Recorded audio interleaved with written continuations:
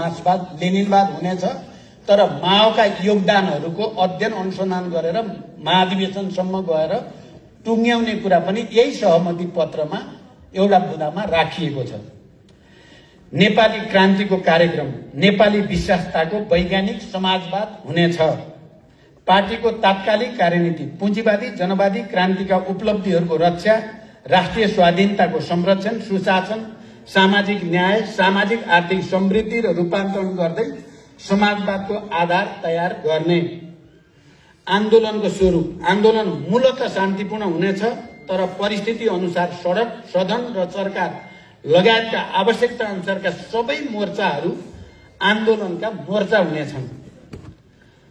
Party एकता राष्ट्रिय सम्मेलन एकता प्रक्रियामा सहभागी सबै घटकहरूका केन्द्रीय समितिहरूको संयुक्त भेलाको रूपमा राष्ट्रिय एकताको सम्मेलनको आयोजना 82 कार्तिक 19 गते गरिनेछ।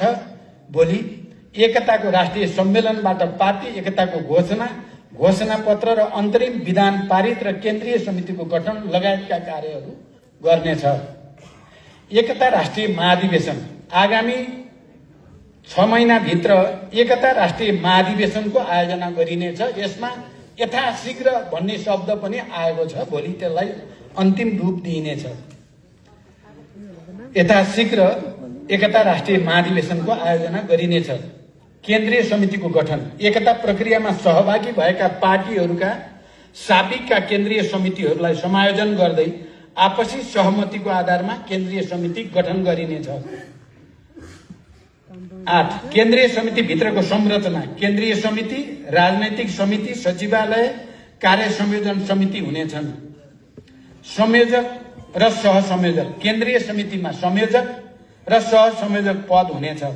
प्रदेश, जिल्ला, पालिका र वडा तहका सबै समितिहरूमा पनि संयोजक र सहसंयोजकको व्यवस्था हुनेछ।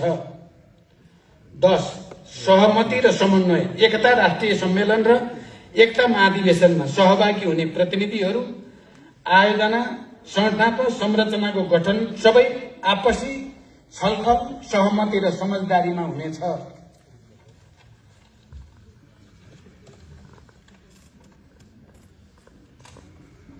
सबै तहको पार्टी पंक्तिमा एकता समायोजन सबै तहका पार्टी समितिहरू र जनसंगठनहरूमा इन्चार्ज तथा सह इन्चार्ज र संयोजक तथा सहसंयोजकहरू सम्भव भएसम्म एकतामा सहभागी घटकहरूबाट रहने व्यवस्था गरिनेछ। 2 तहमा रहन सक्ने कुनै पनि सदस्यहरू 2 तहको समितिमा रहन सक्नेछन्। केन्द्रीय समितिको सदस्य प्रदेश समितिमा पनि रहन सक्ने, रहनै पर्ने भन्ने होइन, रहन सक्ने भन्ने हो। पार्टी समितिहरूको सञ्चालन सामूहिक नेतृत्व प्रणालीमा आधारित जनवादी केन्द्रीयताको सिद्धान्त अनुरूप हुनेछ। राजनीतिक प्रतिवेदन र कार्यक्रम पार्टी एकता घोषणा पश्चात राजनीतिक प्रतिवेदन, कार्यक्रम लगायतका दस्तावेजहरू निर्माण गर्न आवश्यक कार्यदल गठन गरिनेछन्। संगठनात्मक समायोजन पार्टी समितिहरू र जनसंगठनहरूमा संगठनात्मक एकता र समायोजनका लागि विभिन्न तहमा कार्यदल गठन गरिनेछ। पार्टीको तहगत कार्यकारी समितिहरू केन्द्र, भौगोलिक र गैर भौगोलिक दुवै तर्फका प्रदेश, जिल्ला, पालिका, वडा तह कार्यकारी हुनेछन्। अबदेखि जिल्ला समन्वय समिति हामीले जे भनेका थियौं ती चाहिँ कार्यकारी समितिमा परिणत हुनेछन् भनेको हो। एकीकृत समाजवादीले फेरि